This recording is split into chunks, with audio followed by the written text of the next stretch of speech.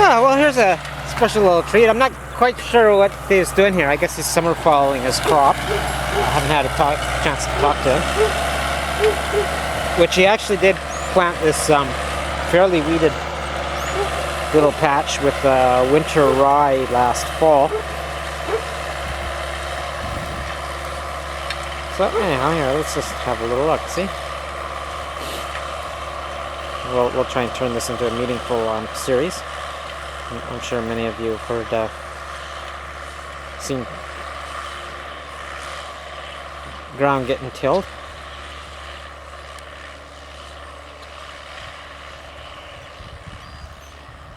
He's a very very smart rancher. He's done a lot of different things. Originally started with all this land growing Okanagan fruit and vegetables. And he took this pile of sand and he turned it into some pretty skookum soil. So I don't know if he's ever used chemicals in the past. I know he hasn't for a long time.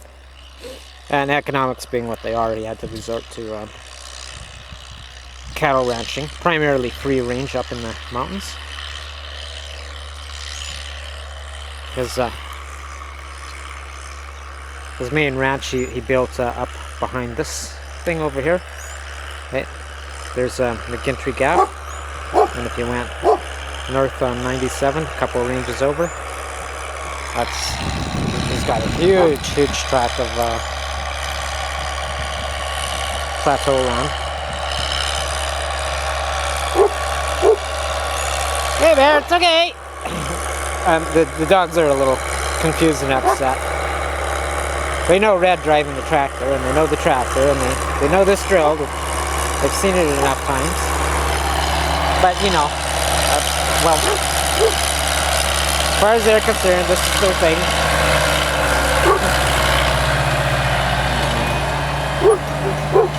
It's actually quite a nifty little setup. For me, anyhow. Most of the farming I'm used to is the big prairie farmings, where this is like lawn tractor size, and these are like huge fucking monsters. And when they till, it's like 10 times as wide as what this little machine's done. But it's quite effective.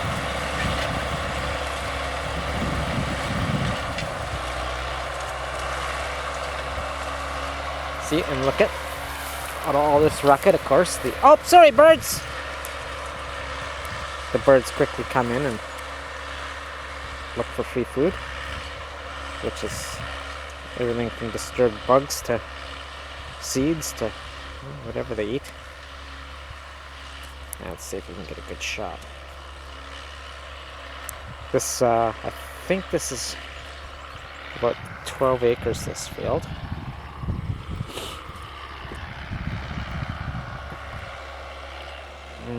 And this is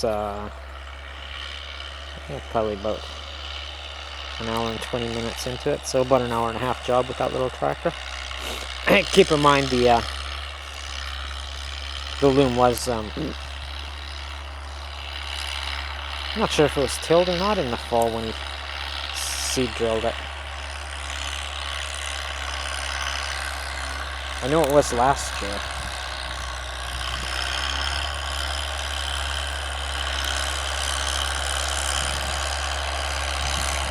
Must have been that Dave was asking if he knew anyone that could do rock picking.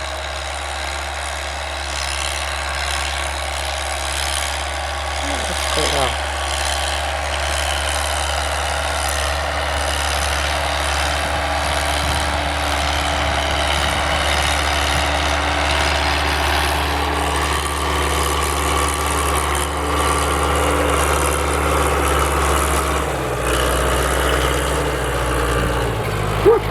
Bear! He's right upset at the machine.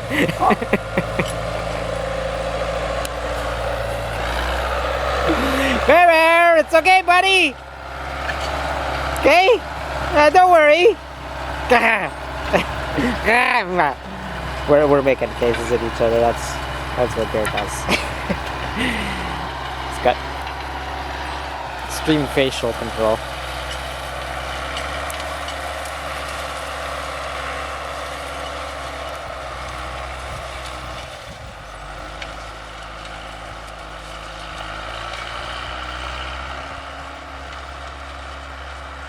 Keep in mind, bears have an extreme high emotional intelligence, very, very compassionate, very sensitive, which is a very special thing. Truth was like that. Truth was a very, very special dog friend of mine. From way back, she's long since gone. Don't get me. She picked the name. Yes, we heard me and Ellen Baines arguing one day, as we often did in our intellectual way. Maybe we were a little tipsy from Irish teas or something, but I got around to the word truth coming up, and can't remember exactly what we were talking about. But I turned the truth. The truth! Smashing fists on table. The truth! As the joints and the teas are bouncing up. The truth came in to see what we were. I guess I was probably teasing old Ellen, as I often did when he finally broke down to emotional outbursts, which is very rare with Ellen. But she came in to see why I was being so emotionally reciprocity-wise with another human, which she didn't think I ever did.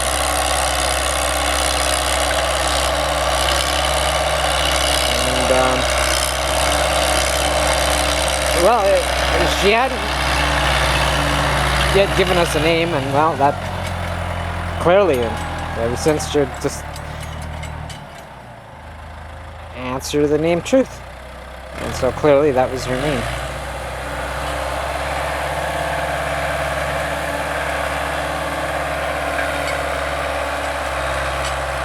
Well, how's that for a special treat, eh?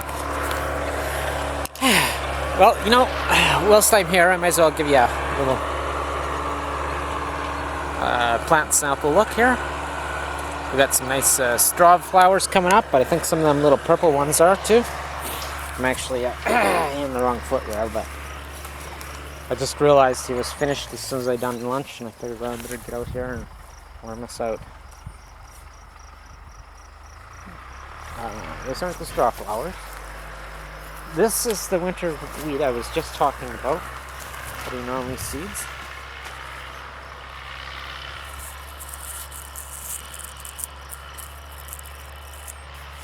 Again, no irrigation this year because it's been so remarkably wet.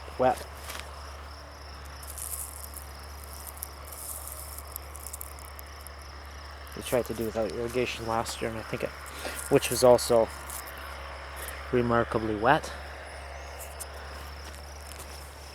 And I know he did have a considerable yield reduction. He just grows out winter rye to give his cows plenty of food for the winter.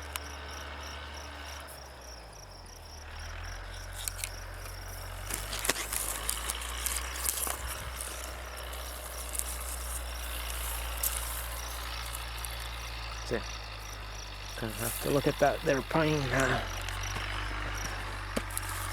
pine tree stuff again.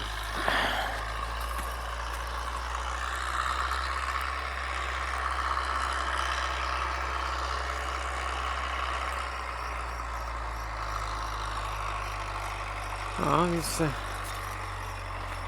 Siberian elms are doing okay. Doesn't look like we got anything new out of this last patch of rain. Oh, let's find just some of them straw flowers.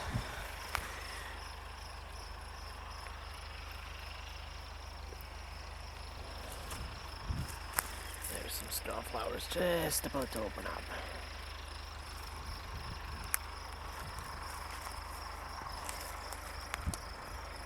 Yeah, let's do the...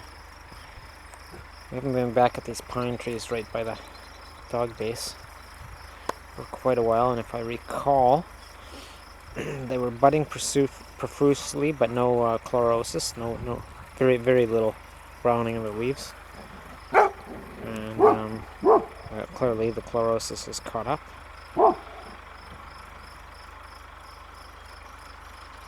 It's progressed through its seed stage.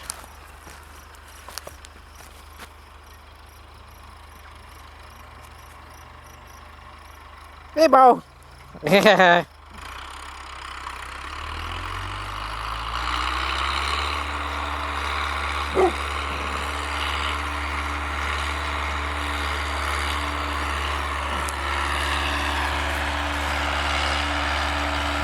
All kinds of sights and wonders for city dogs. Guess they're not city dogs anymore.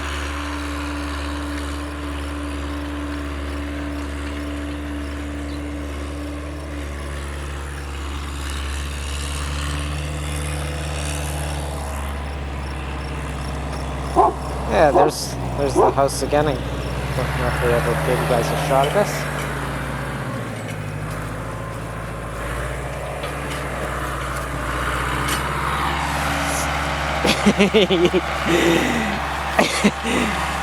Is that machine pissing you off, Bear? We really do love our field of rye. That is a super special treat, especially the fact that it's chemically free. Don't get that in any of the big farms anymore. I think most of them are. Well, they're starting to break away in Canada, I know, but the few that are still privately owned cooperatives. And when I say big farms, you know, we're talking like 2,000-3,000 hectares, acres, pardon me, minimum. Which seems to, you know, the minimum size required seems to double every year. I don't know what the rate is every 10 years, shall we say, here in Canada. And of course, the little bit I did know about prairie farming is quite changed now.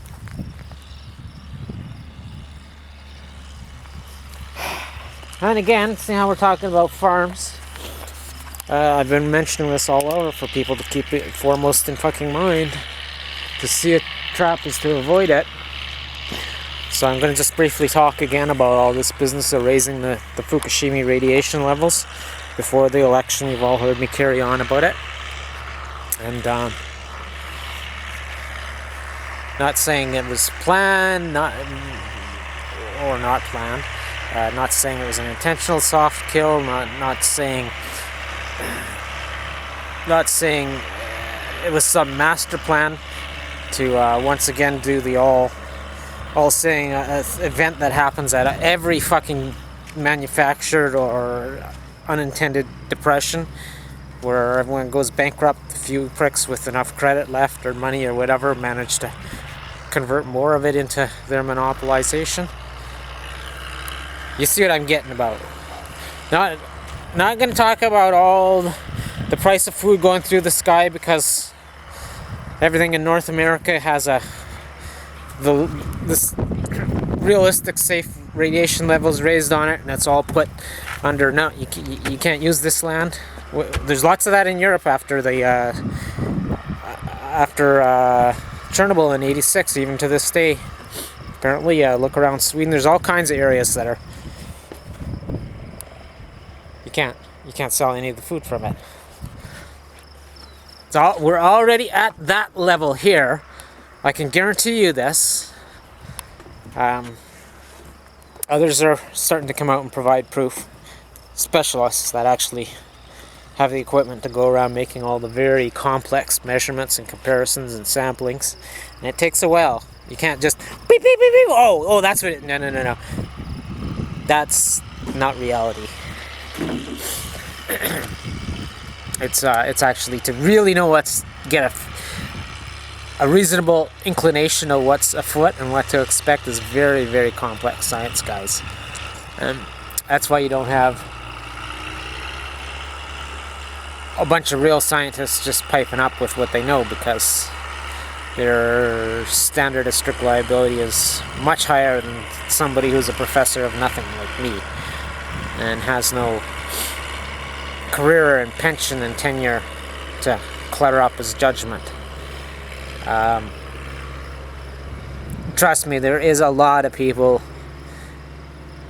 real professionals, that are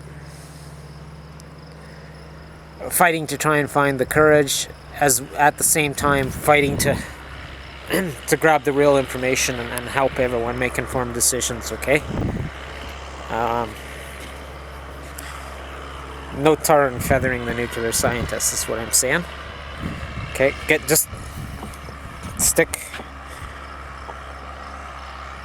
keep it within the realm of what you really know, not what you believe or somebody's told you that you don't really understand enough to verify.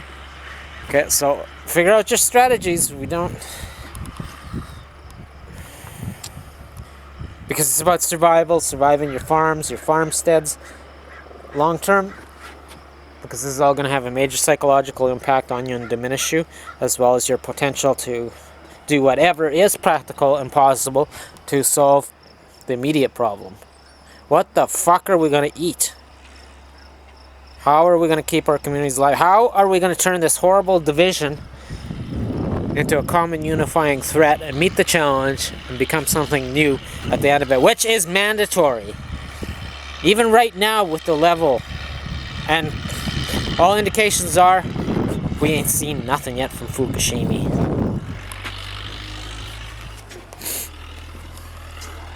It's almost certainly on the verge of getting way worse. And again, we won't get into touching on why in this short little video.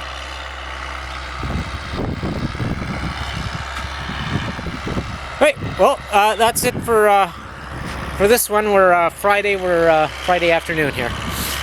Right. Thanks for